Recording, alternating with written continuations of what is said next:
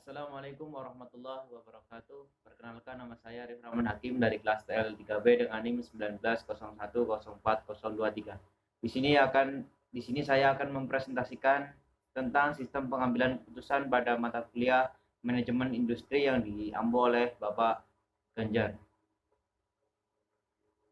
Ya, yang pertama ada pengambilan keputusan. Definisi dari pengambilan keputusan yaitu suatu reaksi terhadap beberapa solusi alternatif yang dilakukan secara sadar dengan cara menganalisis kemungkinan-kemungkinan dari alternatif tersebut bersama konsekuensinya. Kemudian ada pepatah dari Ralph C. Davis, keputusan sebagai hasil pemecahan masalah yang dihadapinya. Dengan tegas, suatu keputusan merupakan jawaban yang pasti terhadap suatu pertanyaan. Keputusan harus dapat menjawab pertanyaan tentang apa yang dibicarakan dalam hubungannya dengan perencanaan. Keputusan dapat pula berupa tindakan terhadap pelaksanaan yang sangat menyimpang dari rencana semula. Kemudian ada tipe keputusan. Menurut Herbert S. Simon, mengklasifikasikan keputusan menjadi dua jenis, yaitu keputusan terprogram dan yang kedua ada keputusan tidak terprogram. Keputusan terprogram yaitu keputusan yang bersifat terstruktur. Keputusan dapat diprogram atau direncanakan. Jika keputusan tersebut mempunyai karakteristik yang berulang dan rumit serta telah dikembangkan prosedur tertentu untuk menanganinya. Contohnya ada pembuatan KTP yang tahap-tahapnya sudah jelas. Keputusan terprogram dapat diselesaikan dengan beberapa langkah, antara lain yang pertama ada norma, yang kedua ada prosedur kerja, yang ketiga struktur organisasi atau middle of work management. Kemudian ada keputusan tidak terprogram, yaitu keputusan yang tidak terstruktur atau tidak berulang. Contohnya, karena ada bencana gempa bumi, maka banyak nasabah suatu bank mengalami masalah kredit macet sehingga bank harus mengambil keputusan untuk mengatasi masalah ini. Kemudian keputusan tidak terprogram diselesaikan dengan langkah-langkah antara lain proses pemecahan masalah, pertimbangan, dan kreativitas top manajemen.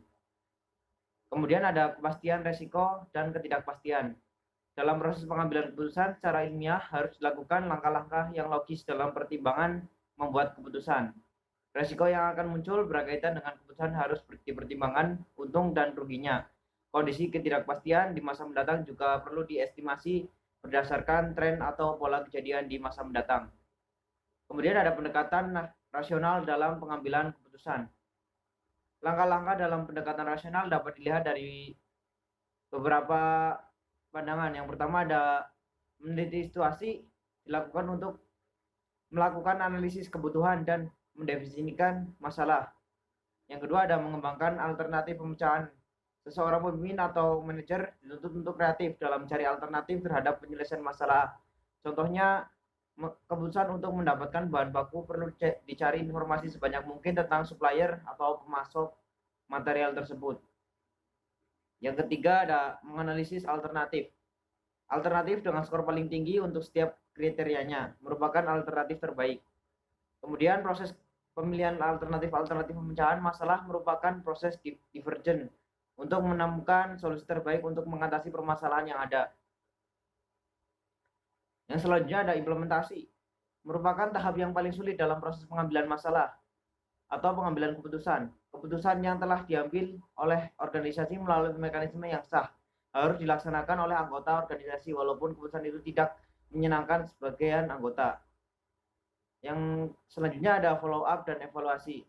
Setelah keputusan dilaksanakan, perlu dilakukan proses monitoring dan evaluasi untuk memastikan pelaksanaan keputusan mengenai sasaran atau tujuan yang dituju.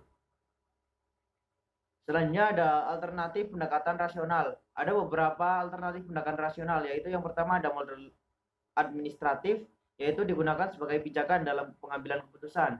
Yang kemudian ada heuristik, penggunaan rule of thumb atau aturan praktis. Yang ketiga ada intuisi dan eskalasi komitmen. Keputusan yang telah dibuat akan sulit ditarik kembali. Jadi jika manajer sudah melakukan keputusan, maka keputusan itu tidak bisa ditarik kembali. Yang selanjutnya ada pengaruh politik dan etika. Memperhatikan masalah politik dan etika agar keputusan yang dibuat tidak menjadi kontroversi. Kemudian ada efektivitas pengambilan keputusan.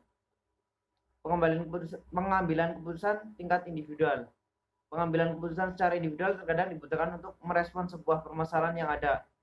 Beberapa faktor yang menghalangi pengambilan keputusan secara efektif di antara lain yaitu yang pertama ada relaxed avoidance, yang kedua ada relaxed change, dan yang ketiga ada defensive avoidance. Yang selanjutnya ada pengambilan keputusan tingkat kelompok. Pada umumnya untuk penyelesaian masalah yang krusial dan berdampak pada jangka panjang, pengambilan keputusan dilakukan secara kelompok. Jadi jika ada masalah yang krusial dan berdampak pada jangka panjang, maka dilakukan untuk pengambilan keputusan tingkat kelompok. Yang dimana pengambilan keputusan tingkat kelompok itu ada beberapa bagian. Yang pertama ada kelompok interaksi, yaitu mengumpulkan beberapa orang anggota untuk mendiskusikan suatu permasalahan dan mencari solusinya. Yang kedua ada kelompok Delphi, komunikasi melalui beberapa kuesioner yang tertuang dalam tulisan. Yang ketiga ada kelompok nominal, menyertakan peran serta dari anggota kelompok organisasi. Jadi menyelesaikan masalah menggunakan peran serta dari anggota kelompok organisasi. Ya, sekian dari saya, dan ada kata-kata dari Dale Carnegie, yaitu kembangkan kesuksesan dari kegagalan.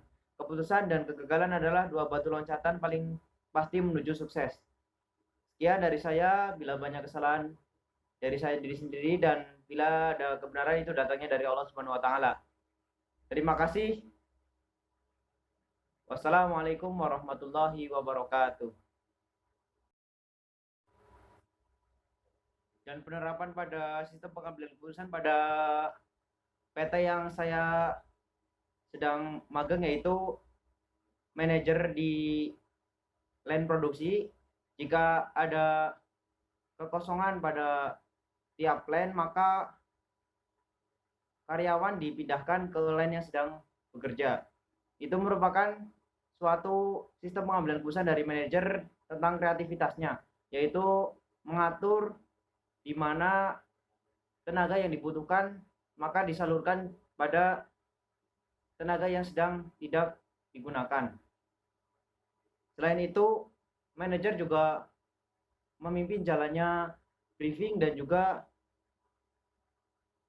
mengambil keputusan bahwa tiap harinya itu sedang produksi apa. Sekian dari saya. Wassalamualaikum warahmatullahi wabarakatuh.